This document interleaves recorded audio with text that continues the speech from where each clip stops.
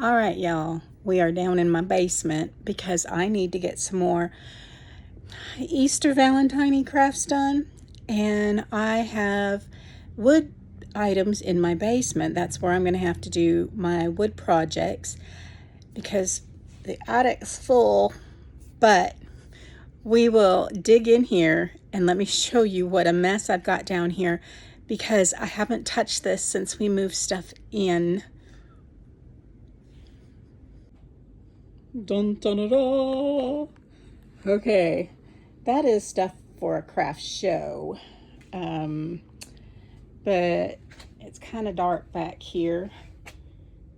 Oh God, this is like all kinds of stuff for um, just projects that were caught in the move, that were from thrift stores, that there's jars, all kinds of stuff in here that I just need to decide what I'm going to work on. Look, there's an egg, an egg. Yeah, there is. Oh, it's still got a tag on it. So I'm wondering, yeah, there's no way I spent $9.99 on that. I probably got that from a thrift store. I have, oh, all kinds of goodies down here. Buckets. Oh, what am I gonna do? So much stuff, so little time. Look it back over here. One of those old wall wine racks. Pictures, picture frames. Oh, look, Chinese checkers. So I'm gonna dig in here and see if I can come up with, oh, that's my grandma. Oh my goodness. She had cancer and passed away several years ago. But let's get creating. I've got a lot of stuff down here to go through. And I'm going to find, I'm looking possibly for an old frame. And we'll see what we can do. Okay, so I found this old table spindle. It was from a little end table is what that was off of. And this was a picture of my mom. Look how old that is. That is from, of course, the glamour shot days of the 80s. And so I'm just going to take this frame apart. It was actually damaged by some of the water when we had Hurricane Helena come through, when our basement was flooded. But the picture is fine. We didn't have any issues on the picture.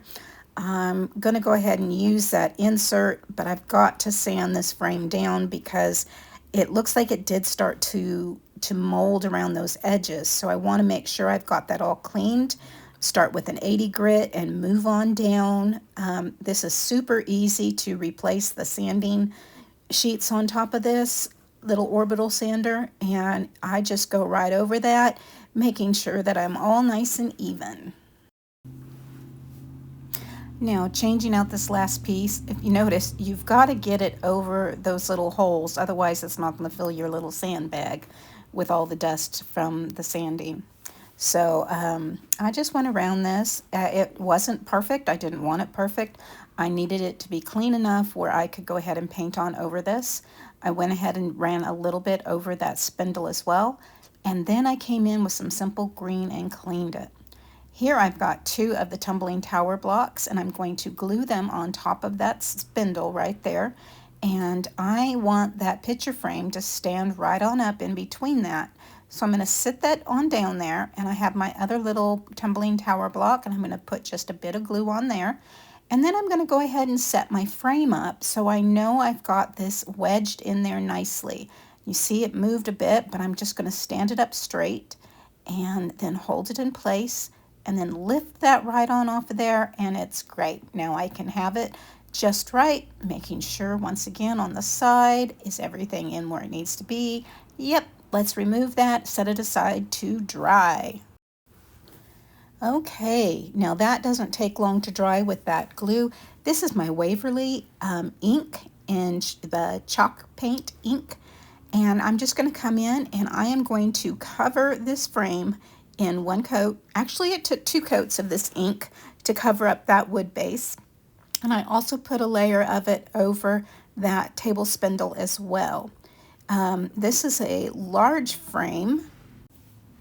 This frame is actually 16 by 20, and it fits in a 8 by 10 picture. So the mat is quite large as well, so it works out just perfect for this.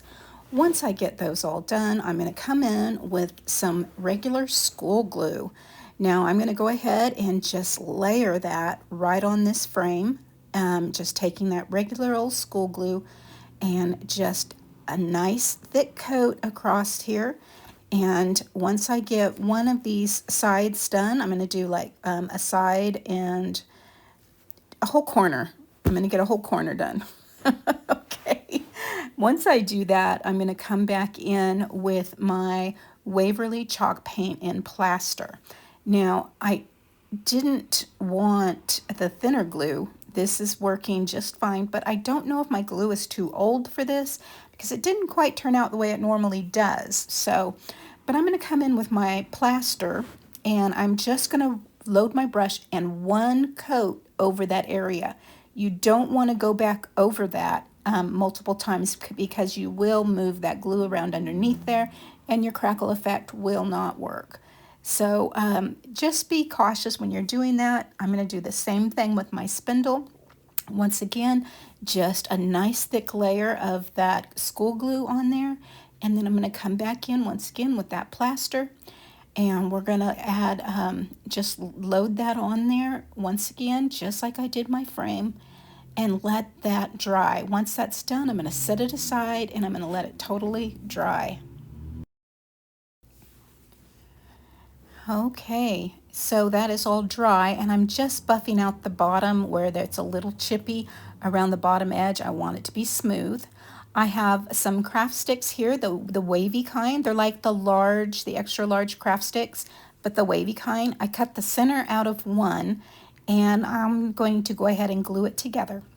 I'm going to rub those 2 ends together and then I'm going to flip it, and so I've got glue on both sides and on the side that's going to touch the main excuse me, cross frame. Oh my goodness, I was trying to get done before I sneeze. Oh, excuse me.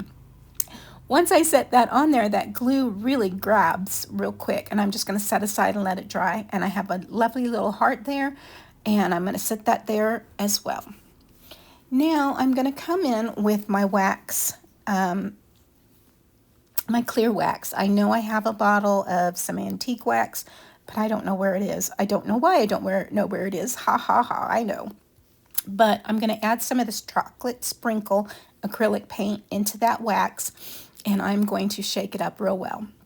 And now I'm going to come in with my brush, and I'm going to totally go over my frame piece here with that antique wax I just created.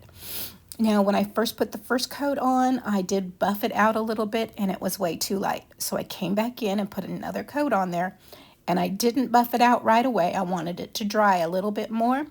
And this is how it turned out. Oh my goodness. I'm going to come back in with some polyurethane and spray it all down. I think I put 4 coats of the polyurethane on there, and look at this. I went ahead and cleaned my glass up and put that frame back together with the matting and a print of Jesus Loves Me. I put that cross on there, which I used the same wax to cover, and that heart. Now the heart, I just used some twine and wrapped that right around the centerpiece and tied it on there, so I can change that out with my seasons. And I can change out the music as well. I have some patriotic songs for the summer.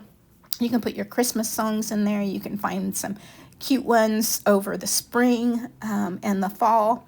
You can change that out for whatever season you want. You can put different woodcuts on there, like maybe a flag for over the 4th of July, or anything like that. I just really like the way this turned out.